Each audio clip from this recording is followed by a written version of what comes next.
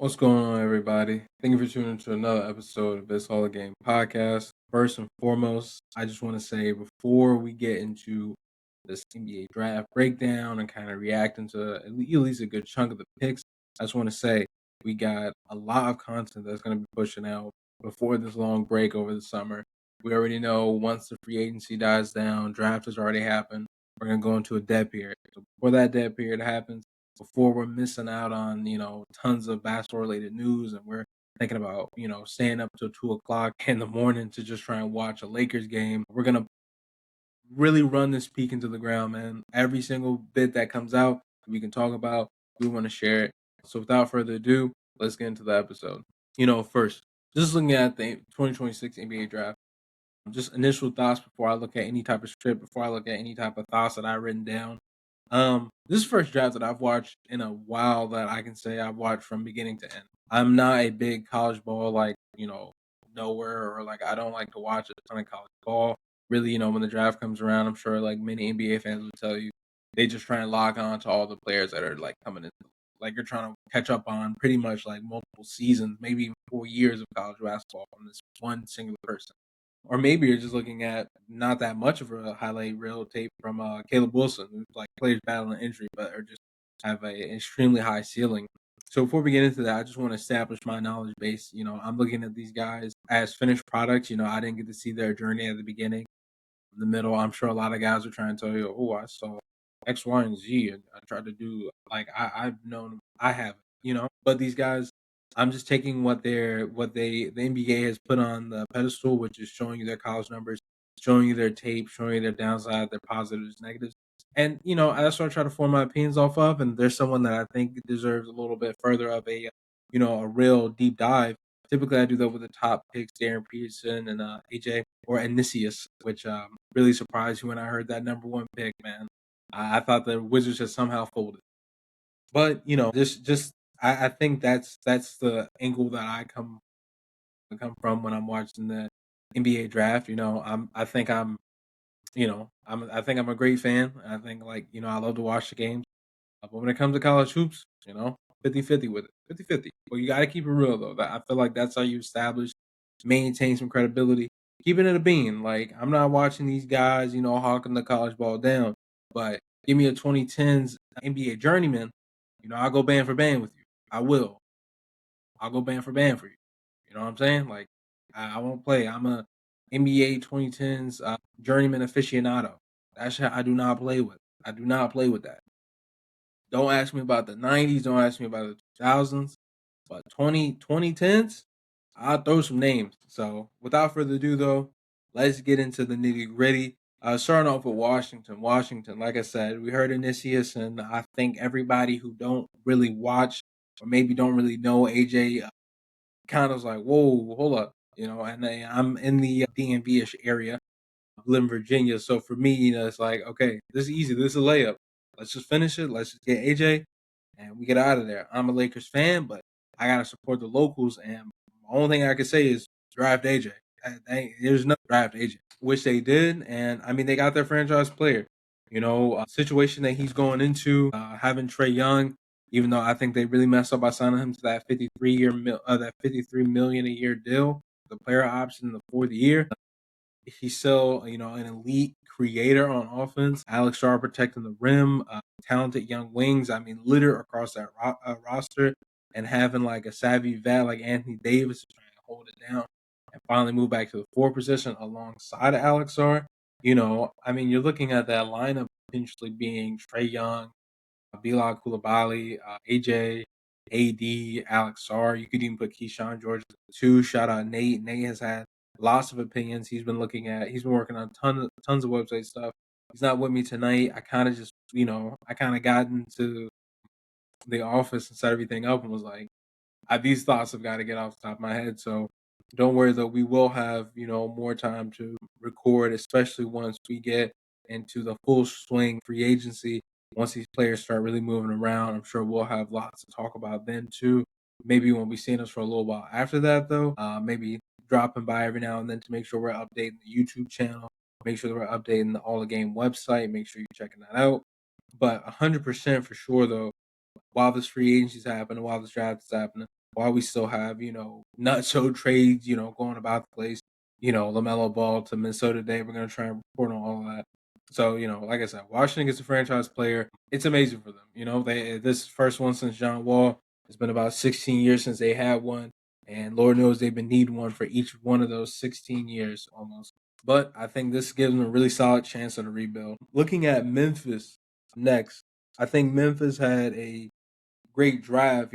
I talked to my buddy Kyle a little bit, and he does think that Cameron Boozer has the most bust potential out of the top 5 picks. I do agree that I do think that it may be a little bit challenging for him at the next level. But at the same time, I do think that belongs to Caleb Wilson. That type of injury, you don't have that much film left over, or having an injury in college, not getting, missing out on a good chunk of film, not playing and not having that much experience, not having that much experience from Caleb Wilson. I definitely do think that's going to hurt when trying to make a sound judgment call. But I do think the order fell in the way which it should. I did think it was AJ. I thought it was Aaron Peterson. I thought it was Cameron Boozer. And then I thought, Darren Peterson, Cameron Boozer, then Caleb Wilson. I do think all those things hit. I think they went in the exact order of which I thought they were going to. Keem Vogler, I'm like, I can understand that. That's what the Clippers need. Obviously, I thought maybe Darius Acuff Jr. would be the guy that they get. But I mean, hey, that's perfectly fine. They don't go Darius Acuff. I mean, he's a shooter. He can move around. Vogler's a shooter, and I think he's gonna play a little bit better beside Darius Garland for sure than maybe Acuff would. But still, though, I think it's gonna be great. I think it's gonna be great, and I can't wait to see it. But yeah, I think Memphis had like a very great draft with being able to get Cameron Boozer with the third pick. He was the best available, and they just kind of kept adding talent. Obviously, you saw today they traded for Isaiah Stewart, which is again with losing Jaren Jackson Jr. and having Zach Edey facing a lot of injury. I think it's great to draft him, or not draft him, but to trade for him. I mean, it makes me terrified for the Eastern Conference for the Western Conference now. Soon to be Eastern Conference once they add those expansion teams in there. But it definitely makes me terrified for what will eventually be the Eastern Conference again. Isaiah Stewart going from Detroit to Memphis just feels like that's just poetry, man. Like you sent him to Toxicville, straight down to Negative Valley. So I just was like, man, wow, okay, awesome. But yeah, and then they added Kareem Lopez, the first Mexican-born player to be drafted in the first round. They were able to get Richie Saunders early in the second round. Again, I'm not big. I don't really know Richie Saunders.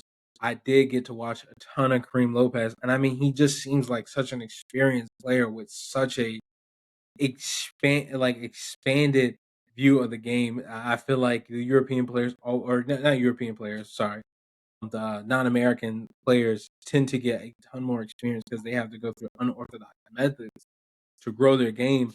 And I think with that, these players are so experienced. You got to think about LaMelo Ball when they get to go to these different places that not just going to college or not just going to like an academy or not just playing in, God forbid, the overtime league or, anything like that, the G League.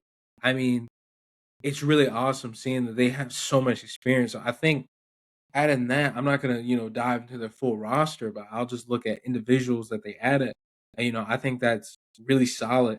I know a lot of people said Richie Saunders was a name that they thought they could hear on day one, which is definitely interesting. It's definitely gonna be somebody that I'm gonna be looking more into. But for right now, I think even with those two initial picks, that is enough to say I think they had a solid draft. I think they had a solid draft. One of the ones that surprised me, one of the teams that surprised me, OKC. Obviously, I'm not gonna go too deep into their financial situation or their free agency or anything like that. But Isaiah Hartenstein does have a team option, and if the money doesn't work, they may have to let Isaiah Hartenstein go into the free agency. They may not be able to sign him back for the money that he's looking for. So what do? They give themselves a little insurance plan in case they can't figure it out. They select 7'3" center Ademar, and I don't think, to me, I don't think it's just, I heard some people say just mid, like maybe, maybe, but you're driving a Chet type of player. He's a little bit more, he's defensive minded, but he's got a little more of that passing bug. He tries to model his game after Jokic, and I do think that he can develop more and probably to a more well-rounded center, especially with some pick and pop game. I did watch some Michigan games. And from what I saw, Ademar, I don't think he's like a 3-point specialist, But I do think that he could provide some pick and pops maybe from the mid range, and I do think he can expand his game to the 3 point line. I just think it takes time.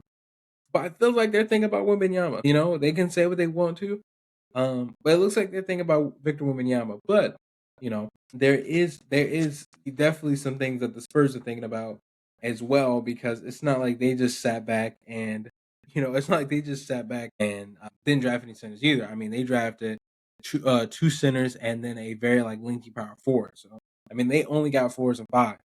So they added the size too. It's almost a rebuttal. I do think these teams are going to be thinking about each other. I do think that it is not far fetched to think that they drafted another tall, bigger center to try and help out with Victor Wembanyama being as dominant as he is in the paint. I think you have to think about those things. You have to think about those things because that is going to be somebody you're going to see for the next 15 plus years. That is what it is.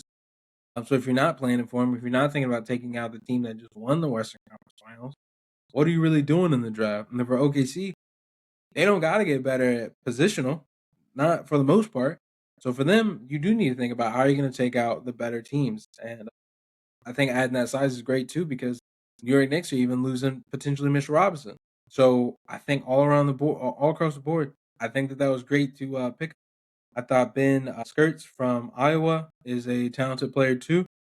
Again, I'm sure people aren't like, yeah, Bennett, yeah, whatever. Like, I don't think he's like showstopper, but I do think when you give a player who has a good hand on the ball, who has a great 3 point shot in that guard rotation, that already has SGA, it already features AJ Mitchell, Isaiah Joe, Alex Caruso, Ludor, Jared McCain. You hearing these names and people will go like, oh, whatever. But listen to those names. Listen how deep that guard rotation is. SGA's coming off. SGA is starting with AJ Mitch to back him up, and now you got Bennett who's behind AJ Mitch. At the two, you have Ludor, you have Jared McCain. Ludor's probably going to get lost free agency. Jared McCain has the potential to start this year based off, we'll see how it goes. But even if not, he's a great 6 man. Isaiah Joe starting and let Jared McCain come off the bench. It's kind of that spark energy guy with AJ Mitchell. I mean, that is just a fantastic guard rotation, especially to have Bennett Skirts kind of listening and watching in and developing. I do think that he could be a great guard and develop him and then send him off to a team that he can have even a greater impact on. I don't think that should be slept on in any capacity. OKC did solid for the picks that they had, and I hate the fact that they still have to draft it. Chicago's another one. I thought they had a solid draft. I think Caleb Wilson, you got to see some of those Euro steps that he did when attacking the paint. It looked very honest. Like I've said it multiple times. It's probably my fourth time saying it in the past couple of days. It looked very honest. Like he explodes out of that last step and he just looks like a monster. He looks like a beast for years to come.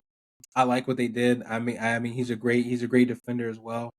Because you look at the next season, you're thinking of Josh Giddey, Matas, Caleb Wilson, and I'm not big on Dalen Swain. I don't know who that is to be honest. But from Caleb Wilson, I am a fan, but I do think this is my bust candidate here. Not a lot of film, dealt with an injury. He's drafted into Chicago, a war torn Chicago Bulls franchise, but with a coach like Tiago Splitter, one that could settle the Trailblazers down after the dumpster fire that they started the season off with. I do believe that they are set up in a prime position to figure things out. If Tiago Splitter can reel this team in, he can get them going in a direction that he knows that they can go into. I think he's going to use Josh Giddey just like a Danny Avia, and I think Caleb Wilson and Montas. I think a lot of those players are going to be able to grow and flourish. Especially we get Nicholas Saxon in that trade with Julius Randle. I think this team's going to be solid. I think this team's going to be good. I think they just got to have more time and just continue to develop. Sacramento. Moving on to Sacramento. Not where I wanted my boy Darius A. Cubs Jr.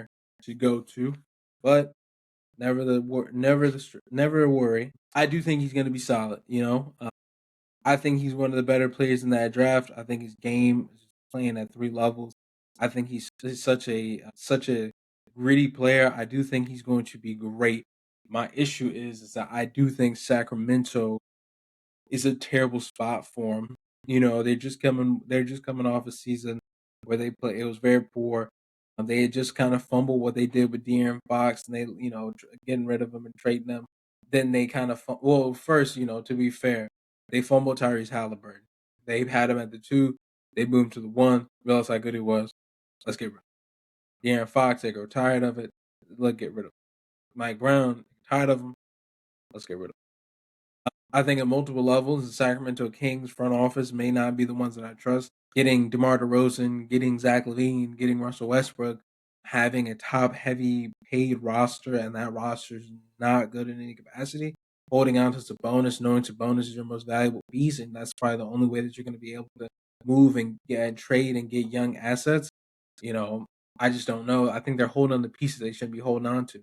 Darius Acuff Jr. should turn a new chapter in a book in this book in their book and trade, move pieces around. Maybe keep Russell Westbrook as a guy who can help develop. There's Acuff Jr., Devin Carter still in that solid guard rotation. You have Zach LaVine, and maybe you do need a scoring option next to him just so that he can actually have somebody maybe to trust to score the ball. But even then, I'm not sure if Zach LaVine is the guy that I want next year. There's Acuff Jr. Again, Keegan Murray has been questionable for the past couple seasons, pretty much ever since that run with against Golden State, going to 7 games. He hasn't really flourished really since then and making any real noise. I think he's declined pretty much since then. DeMar DeRozan, that speaks for itself. And then Sabonis, I do think they got him kind of on an island there. I would love to keep Sabonis, but you're not going to get any real solid young pieces with DeMar DeRozan and Zach LaVine unless they can restructure that contract, which I know would rather be difficult if I'm getting paid 30 plus million. It's going to be hard for me to say, yeah, I don't want 30 million. But that is what needs to happen. They need to figure out a way to unload those contracts and build around Darius Acuff Jr. and hopefully Sabonis. But I think they're gonna have to move Sabonis if they want to actually get young pieces around Darius Acuff Jr. Another one, Charlotte. I think Charlotte had a solid night. Hannes Steinbach. I mean, he's a great like defensive minded rebounding big. I did like watching his tape. I did like hearing about him dad playing with Dirk Nowitzki. Thought he was a really cool guy. At least listen to their post draft from their interview and all the lottery picks. I do think it's gonna be very interesting. They also drafted Christian Anderson in the first round too. He seemed like a very solid pickup. Again, I think losing Lamelo Ball, it's definitely gonna be weird, right? I definitely think it's gonna be weird, but they got a lot of growing to do still. Con Knipple and Brandon Miller, Ryan Kalkbrenner, Moose Diabate. I think they have Diabate. I do think that they have tons of young pieces. Mikal Bridges too. I'm not Mikal Bridges. Miles Bridges. I think they have tons of young pieces. I think they just really need to figure out how it's going to work. I think they gotta make sure they find their point guard that's going to run that team. Kobe. They did sign Kobe White again today. Extend him today. So it looks like that's who they're trusting the lead. I mean, it's a definitely new era. I really respect it, what they're trying to do. So I'm excited to see how it goes for them. But I think this was probably one of the best draft classes that I've seen in recent years. Being able to look back at how many of these players are regarded as first round talent. Again, we'll come to figure out if that's true or not this season. But I don't think I've ever heard of even seen a draft class that was this deep. That a team like the Lakers could draft Cameron Carr, who's 6'4", 6'5", with 7'1", 7'2" wingspan, and made me excited about a first round pick that we've had in quite a while. So it definitely seems like a loaded draft class when Isaiah Evans is going in the second round. It's just interesting. It's interesting. So like I said, I'm excited. I thought there was a lot of great picks tonight, or not tonight, but this past week, this past Tuesday. Thought there were lots of great picks. But yeah, no, I'm excited to see how these picks shape the free agency. I think that's one of the biggest things that people don't think about when NBA draft happens. All these picks that you're seeing are now shaping the way the free agency is going to look. They're shaping every level of it. I thought the Lakers need every position. I think we need a big man, most importantly. I think we need forward depth, absolutely. I do think we need another guard off the bench. We saw that in the draft. So now we get to attack forwards and bigs in the free agency. I think that changed a lot for a lot of teams. OKC the same way, they drafted another big. So now they get a little flexibility when it comes to maybe letting Isaiah Hartenstein walk, even though they don't want to do that. But the money may make them do. So I think a lot of these picks kind of shape the way you're going to see these teams move in the free agency. But We don't know it until we see it, and until we get there, I can't report on it. I can't talk about it, but I am excited to see what the teams do. So, without further ado, thank you all for tuning in to another episode of This All Game Podcast. Make sure you like, hit that subscribe button, and comment. What did you think of the 2026 NBA draft? Who had the best pick?